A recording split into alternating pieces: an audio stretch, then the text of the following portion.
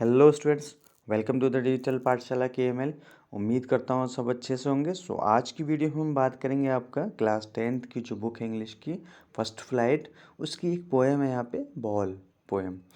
इस पोएम को आपको लिखा है आपका जॉन बेरीमैन ने, जो कि आपके एक अमेरिकन पोएट और स्कॉलर रहे।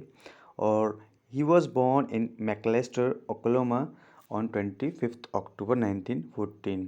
तो ये इनका टाइम है जब ये बॉर्न हुए थे आपका। And he was one of the prominent poet in American history. ये अमेरिकन पोएट्री अगर हम बात करते हैं तो ये बहुत ज़्यादा पॉपुलर रहे। And his best known work, ठीक है, जो कि कहा जाता है that is the dream songs, जिसके अंदर ऑलमोस्ट आपके 77 सॉन्ग्स थे, जिसको पब्लिश करा गया था आपका 1964 के अंदर। एंड उसकी पॉपुलैरिटी की वजह से उनको एक प्राइज़ भी यहाँ पे आपका अवार्ड करा गया था। तो इनकी जितनी भी पोएट्री है आपका, वो रिवॉल्व करती है कहीं ना कहीं जो लाइफ से रिलेटेड प्रॉब्लम्स होती हैं, जो पर्सनल प्रॉब्लम्स होती हैं। So it is the main theme of all the poems of John Berryman. तो जॉन बेरीमैन जो है आपके, इनकी पोएम जो है कहीं ना कहीं हमारी लाइफ में बहुत सारे ऐसे फेजेस आते हैं जहाँ पे हम कैसे चीज़ों को हमें टैकल करना है या कैसे हमें अपने आप को वहाँ पे संभालना है, उसके बारे में आपका डिस्कशन है। Now come to the poem here. यहाँ आप देख सकते हैं कि ये एक जो पोएम है, इसमें एक बॉय है और एक बॉल है। तो इनका जो एक रिलेशन है दोनों का, बहुत ही ज़्यादा का स्ट्रॉन्ग रिलेशन है, जो बॉन्डिंग है वो बहुत ही ज़्यादा क्या है, ठीक है, अच्छी बॉन्डिंग है। तो वो बॉन्डिंग अगर क्या होती है, टूटती है, तो उस कंडीशन में आप कैसे चीज़ों को फेस करते हैं या अपने आप को कैसे संभालते हैं, उन सारी चीज़ों के बारे में डिस्कस करा गया है। हम डिस्कस करेंगे वन बाय वन सारे स्टैंजार्स को आपका यहाँ पे। बने रहिए इस वीडियो के साथ। अगर आपने चैनल को सब्सक्राइब नहीं किया है, please like share and subscribe this channel. Now come to the first stanza here. What is the boy now who has lost his ball? What is he to do? I saw it go, merrily bouncing down the street, and then merrily over, there it is in the water. No use to say, oh, there are other ball. यहाँ पे poet कह रहे हैं कि there is a boy, एक लड़का है आपका। इट मीन्स कि जो यहाँ पे मेन कैरेक्टर है आपका, that is the boy here. तो उसके साथ होता क्या है कि उसके पास एक बॉल होती है। हम देखते हैं कि बचपन में, चाइल्डहुड में, हम सभी किसी न किसी एक पर्टिकुलर गेम से हमारा कहीं ना कहीं अटैचमेंट होता है, या बहुत सारी चीज़ें होती हैं जो हमारी लाइफ में बहुत बड़ा रोल प्ले करती हैं। तो इसी तरीके से यहाँ पे जो ये लड़का है आपका, तो इसके लिए जो सबसे वैल्यूबल चीज़ है यहाँ पे, वो है बॉल, जो कि यहाँ पे क्या हो जाती है, लॉस हो जाती है, जिससे कहीं ना कहीं उसका जो इमोशनल अटैचमेंट जुड़ा हुआ है। What he to do. तो अब वो क्या करे इस सिचुएशन में आपका, कि जब बॉल लॉस हो जाती है तो आपकी बहुत सारी चीज़ें जो आपके लिए बहुत मायने रखती हैं, इम्पोर्टेंस रखती हैं, तो अगर उस सिचुएशन में आप उन चीज़ों को क्या कर देते हैं, खो देते हैं, या वो चीज़ें आपके पास नहीं रहती हैं, तो वो उस सिचुएशन में आप क्या करेंगे। I saw it go merrily bouncing. तो यहाँ पे आपके पोएट क्या कह रहे हैं कि जो बॉल है आपका, इट मीन्स यहाँ यूज़ करा जा रहा है आपका बॉल के लिए। It is going merrily bouncing. Merrily means बहुत खुशी खुशी के साथ क्या कर रही है आपका, हैप्पीली वो बाउंस करती हुई जा रही है आपका, मीन्स जंप करती हुई अप एंड डाउन। आप देखते हैं कि जब बॉल का जो मूवमेंट होता है, जब आपके हाथ से छूट जाती है तो कैसे आपकी वो चलती है। तो यहाँ पे जो बाउंसिंग हो रही है बॉल की, उसके बारे में यहाँ पे बताया गया है। और वो कहाँ कहाँ से होकर के जा रही है आपका, डाउन द स्ट्रीट। तो वो जो बच्चा है, जो लड़का है आपका यहाँ पे, वो क्या है, उसके हाथ से जब बॉल छूट जाती है तो वो पहले आपकी जो गली होती है आपका, जैसे बच्चे गली में खेलते हैं, तो वो पहले स्ट्रीट से होकर के आपका बाउंस होती होती होती, और मैरिली ओवर मीन्स खुशी खुशी के साथ, है ना, इधर से उधर घूमती हुई, मूवमेंट करती हुई, जिगजैग करती हुई, वो एट लास्ट कहाँ पहुँच जाती है, वाटर के अंदर। मीन्स वहाँ पे कोई लेक हो सकता है, पॉन्ड हो सकता है। तो पहले वो बॉल हाथ से छूट के आपका सड़क पे आती है, और बाउंड जंप करती हुई होती है नीचे, और वो फिर जाके कहाँ चली जाती है, वाटर के अंदर। अब इस सिचुएशन में क्या होता है कि कोई मायने नहीं बनता, नो यूज़ टू से ओ देयर अदर बॉल। तो पोएट यहाँ पे सोच रहा है कि मैं इस टाइम पे जाके उससे बात करूँ कि भाई आपकी बॉल खो गई है, तो परेशान मत हो। तो मैं यहाँ पे क्या है, अपने आप को थोड़ा सा रोके हुआ हूँ कि कोई मतलब नहीं बनता इस टाइम पे जा कर के उससे ये कहा जाए कि परेशान मत हो, देयर आर अदर बॉल्स। तो बॉल्स और भी हैं, कोई बात नहीं, ये बॉल खो गई है तो दूसरी बॉल भी आप परचेज़ कर सकते हैं। सो मेन एक्चुअली में यहाँ जो एक जो अटैचमेंट, इमोशनल अटैचमेंट जो बॉय का बॉल के साथ है आपका, तो वो अगर कहीं ना कहीं वो चीज़ें उनसे छूटती हैं या उनसे दूर चली जाती हैं, तो वो उस कंडीशन में आप कैसे, है ना, एडजस्ट करेंगे अपने आप को, या कैसे खड़े हो पाएंगे, ये this is the main theme here. Now come to this. An ultimate shaking grief fixed the boy as he stands rigid, trembling, staring down. All his young days into the harbor where his ball went, I would not intrude on him a dime. Another ball is worthless.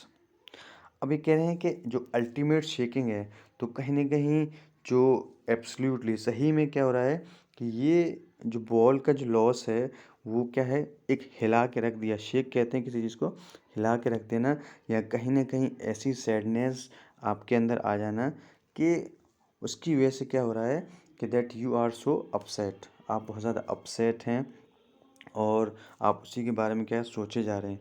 As he stand rigid, rigid कहते हैं कि आप एक particular place बिल्कुल fix हो जाएं, बिल्कुल जैसे डमी होती है, बिल्कुल भी मूव ना कर रहे हों, तो आप बिल्कुल खामोशी के साथ स्ट्रेट वहाँ पे खड़े हुए हैं। और ये जब आप देख रहे हैं कि जो बच्चे की जो बॉल है, लड़की की जो बॉल है, वो क्या हो रही है, पानी के अंदर चली जाती है आपका गली से होती हुई, तो वो उसको क्या कर देती है, बिल्कुल ट्रम्बल कर देती है, मीन्स उसको हिला के रख देती है कि ये क्या हुआ मेरे साथ आपका। तो यहाँ पे जो एक सैडनेस है जो कहीं ना कहीं, है ना, अफेक्ट कर रही है बॉय के इमोशंस को, वो यहाँ पे आपका दिखाया गया है।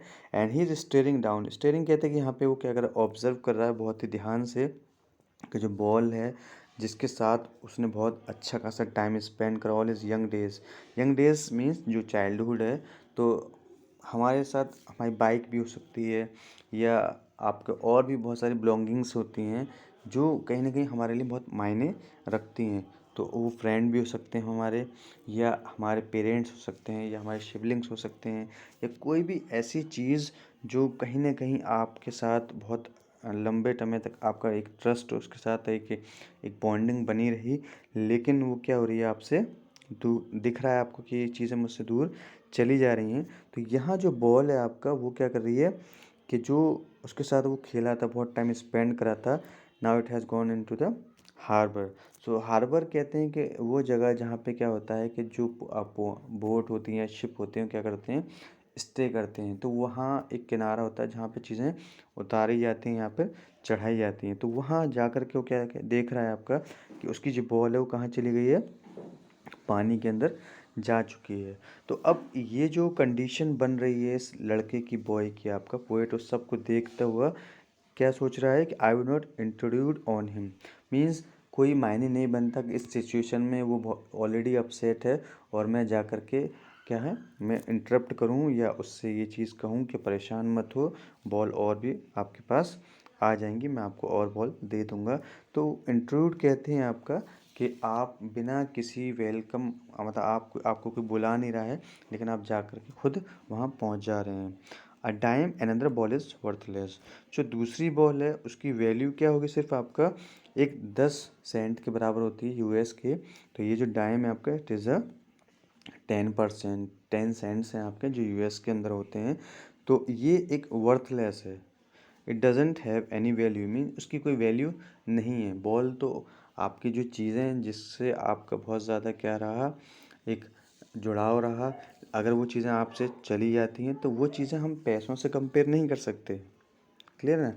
सो ये चीज़ें यहाँ पे रिफ्लेक्ट करी गई हैं पोएट के ज़रिए कि उसकी कोई वैल्यू नहीं होती है। बॉल तो दूसरी भी आ जाएंगी, जैसे आपकी कोई बाइक है, आपको बहुत ज़्यादा उससे लगाव था, आपकी बहुत सबसे ज़्यादा प्यार था उस बाइक से, लेकिन वो टूट जाती है, एक्सीडेंट हो जाता है, तो ऐसा नहीं है कि आप उसकी वजह से फिर सोचते रहें कि मेरी बाइक थी।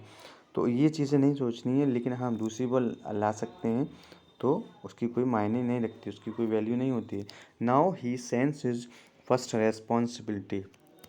नाउ अब इसके साथ ये जो ट्रेजेडी हुई है, जो बॉल लॉस हुई है, इसी तरीके से हमारे साथ भी बहुत सारी ट्रेजेडीज़, बहुत सारे चैलेंजेस, डिफ़िकल्टीज़ आती हैं हमारी लाइफ के अंदर, जो हमें हिला के रख देती हैं।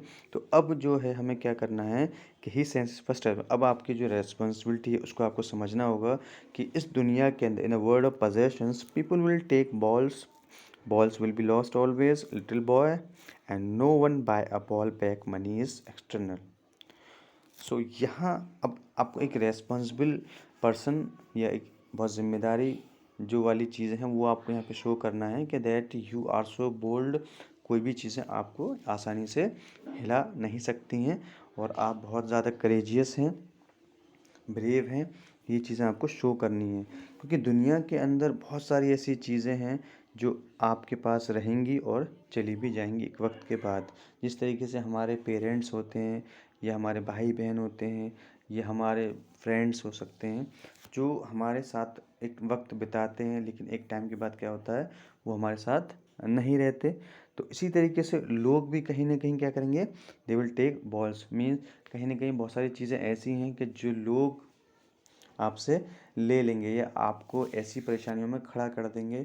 तो ये नहीं कि भाई कि वो चीज़ें क्या होंगी, इस तरह की जो डिफ़िकल्टीज़ हैं आपकी लाइफ में आएंगी, लेकिन अब ये आप पे डिपेंड करता है कि आप उसको कैसे वहाँ पर अपने आप को शो करते हैं, कैसे आप स्टैंड करते हैं उस जगह पर। So no one buys a ball back. तो बहुत सारी चीज़ें ऐसी हैं कि जिसको वापस नहीं लाया जा सकता। जिस तरह से बॉल आपकी जो वाटर में चली गई है तो उसको वापस नहीं लाया जा सकता बॉय के ज़रिए।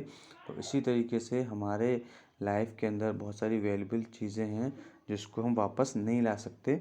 तो मनी जो है वो एक्सटर्नल चीज़ है, जो हमारे फीलिंग्स जो होती हैं किसी के चीज़ के रिगार्डिंग, तो वो पैसों से नहीं खरीदी जा सकती। भाई किसी का ट्रस्ट है, अगर आपने उसको तोड़ दिया तो ऐसा नहीं है कि वो ट्रस्ट को हम दोबारा से किसी पैसे देकर खरीद सकते हों, ऐसा नहीं हो पाता है। तो वही चीज़ें हैं कि आपकी लाइफ में अगर ऐसी ऐसी सिचुएशंस आती हैं तो आप करोगे क्या उसमें। Now come to the next here. He is learning well behind his desperate eyes the epistemology of loss, how to stand up, knowing what every man must one day know, and most know many days how to stand up. Now यहाँ पे आपको क्या करना है कि poet कह रहा है कि ये चीज़ें आपको सीखनी होंगी। Well behind is desperate eyes.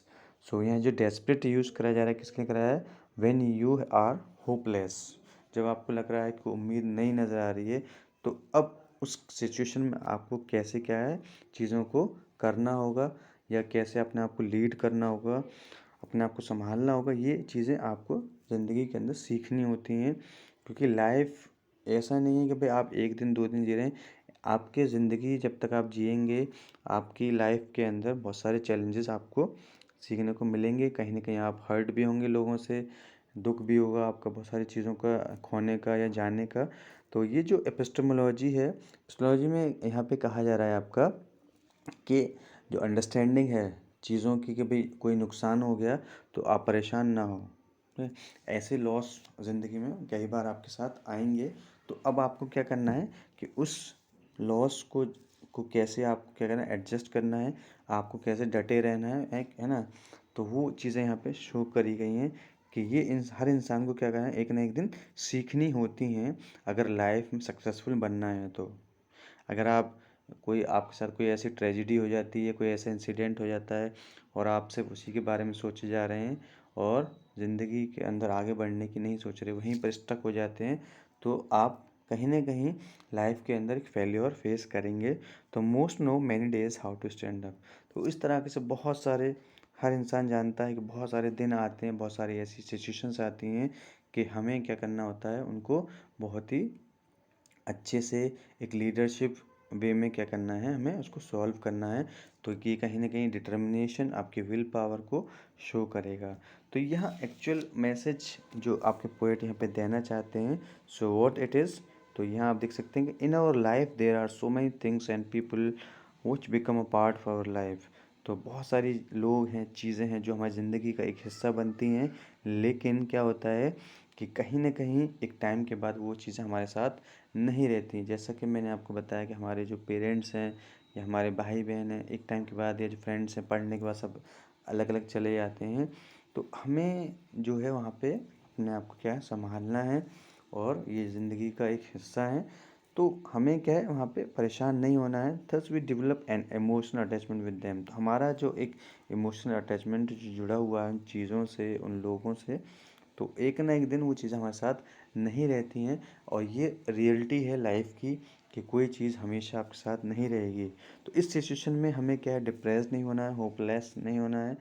अपना जो धैर्य है, पेशेंस हमें बनाए रखना है। और चीज़ों को बहुत ही अंडरस्टैंडिंग होनी चाहिए उन चीज़ों की, कि जो according to the poet, losing our possessions is a harsh reality for our life on earth.